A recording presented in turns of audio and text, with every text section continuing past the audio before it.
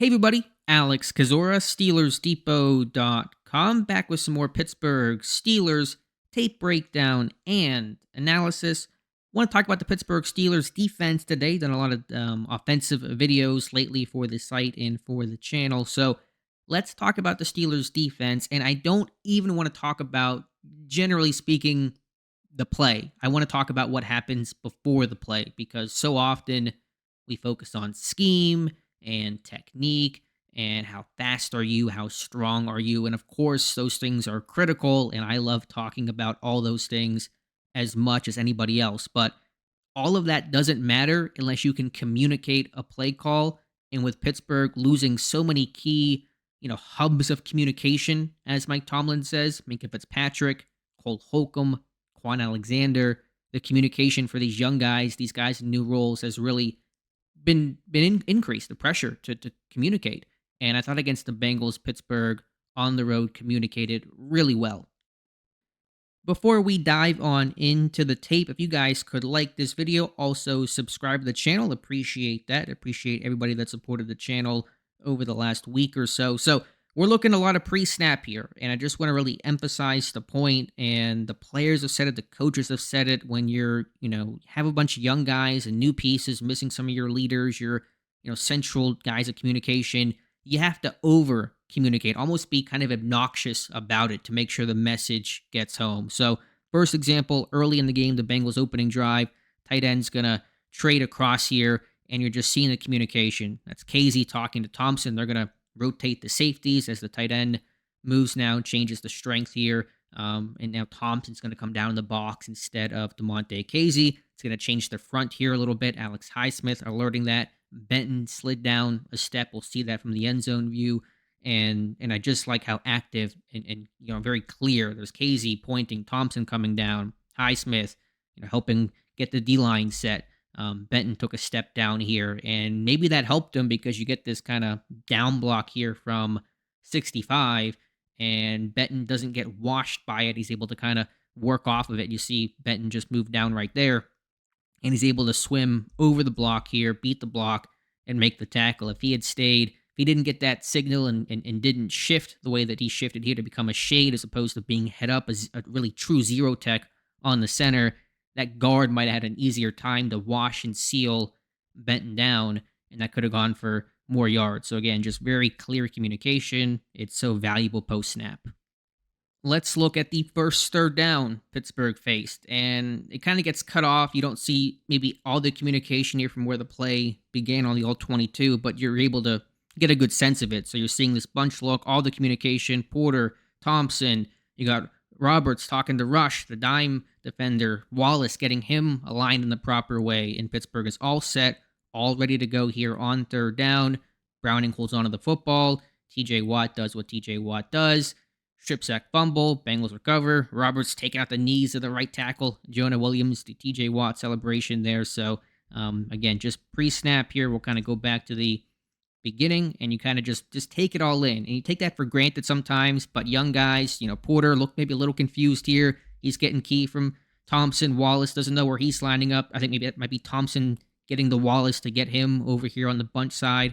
Roberts talking to Rush to bring him in closer. We'll look at that if we can see it from the end zone view. Roberts has really been a key player, a central guy, not only in his play, but the communication, a veteran presence Pittsburgh really needed when Holcomb went down with a knee, Alexander down with the Achilles, and you get a really positive play here for the Pittsburgh Steelers defense and a third down stop. So from the end zone view, you kind of miss some of the secondary action and actually cut it off. You don't even see Roberts talking and getting Rush aligned here, but you get the point. And there is TJ Watt beating the tight end, beating the tackle, making a big play.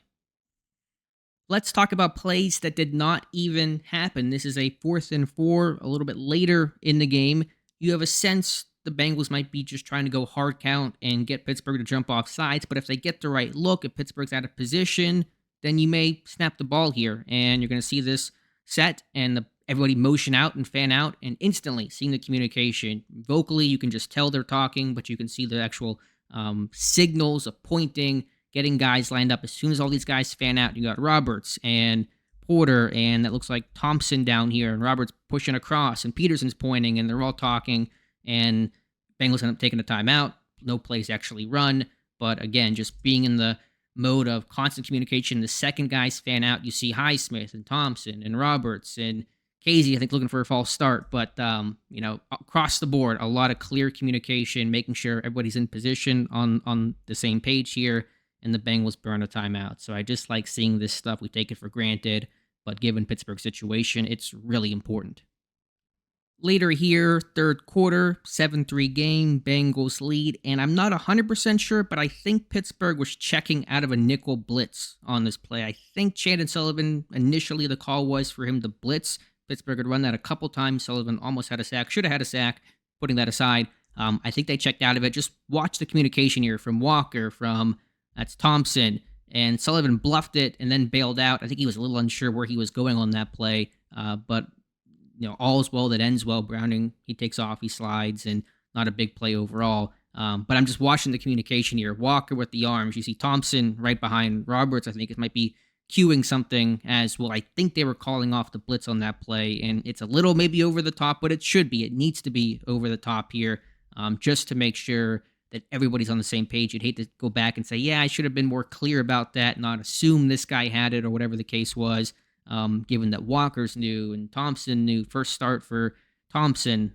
Walker's played a couple of games, that kind of stuff. Now, just as a quick aside, really on the road, it's easier for the defense to communicate because the crowd is quieter for the offense, for the home team offense. When actually you're on your home turf, when you're in Acrisure for Pittsburgh, it's harder to communicate defensively because the crowd is super loud to make life tough on the offense. But of course, it's just as loud for the Steelers defense. So in some respects, actually playing on the road makes that communication a bit easier. But again, just given all the injuries this team has suffered, I love seeing that. And, it's overall, I mean, it's not a big play for the Steelers defense, not a huge play for the Bengals offense, but just seeing the communication, that's important. Last example, and to me, this was the turning point of the game. Third quarter, 3rd and 7. Bengals have the ball on Pittsburgh's 18. They're driving, trying to put the ball in the end zone again, and it's a Trenton Thompson interception. And I'm showing this screen so you guys can see the entire pre-snap view that we get from the All-22 to see some of that communication take place. So to run this one through, you see Porter talking, trying to make sure they're on the same page. Thompson talking. You see, I think that's Peterson pulling Rush to cover number 3, cover the slot here, as opposed to being kind of mugged in the A-gap like they do on some of their dime packages. Not the case here because the Bengals are now in empty. I think they wanted to pull Rush out because the back came out, and so the corner now had to cover the back. Peterson had to cover number 2 here instead of the corner here taking number 1, and then Rush has to pull out to take the number 3 slot receiver. Pittsburgh running an inverted coverage, inverted cover 2. You see Porter in the left corner. I believe that's Levi Wallace bailing to the deep half. It looks like maybe cover 3, but you kind of see, just given the way these corners are bailing, and the deep post safety here, Casey kind of coming down, and Browning said after the game it was inverted cover 2. Trenton Thompson reading this, jumping the flat here, stepping in front of Jamar Chase, and picking it off. A great play by Thompson, who dropped the pass in more man coverage, I think, but dropped the pass against Cooper, against the Browns, did not drop this one, and points off the board for the Bengals. But that starts with the communication when offenses shift and they motion, those kinds of things. How do you deal with that? How do you adjust to it? You have to communicate really well, and Pittsburgh did. So to kind of rerun this one through one more time, really clear communication, verbally, non-verbally, a lot of hand signals here. Peterson, the vet, motioning to Rush. Hey, come on, you're over here. They just motioned somebody out, like the tight end, I think it is. I called him the back earlier. Point is, that's the adjustment. And Browning is fooled, never saw Thompson, steps in front, picks it off. It's a huge play. Pittsburgh on the ensuing offensive possession, they march down the field. Najee Harris scores from 5 yards out, and Pittsburgh takes the lead, and they do not give it back.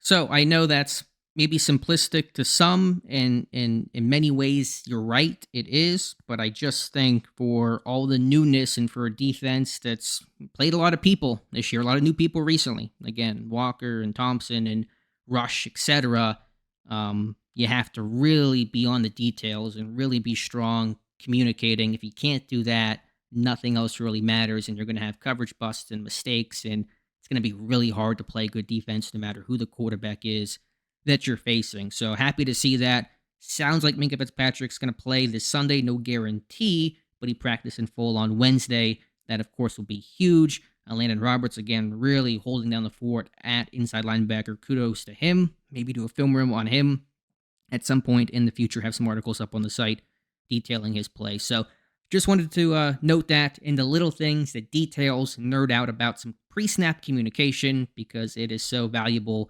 once the snap actually occurs. So let me know your thoughts in the comments below. Appreciate you guys watching. Please like this video. Please subscribe to the channel. I would really appreciate that. Check out the site, SteelersDepot.com. Thank you again, and we'll talk to you soon.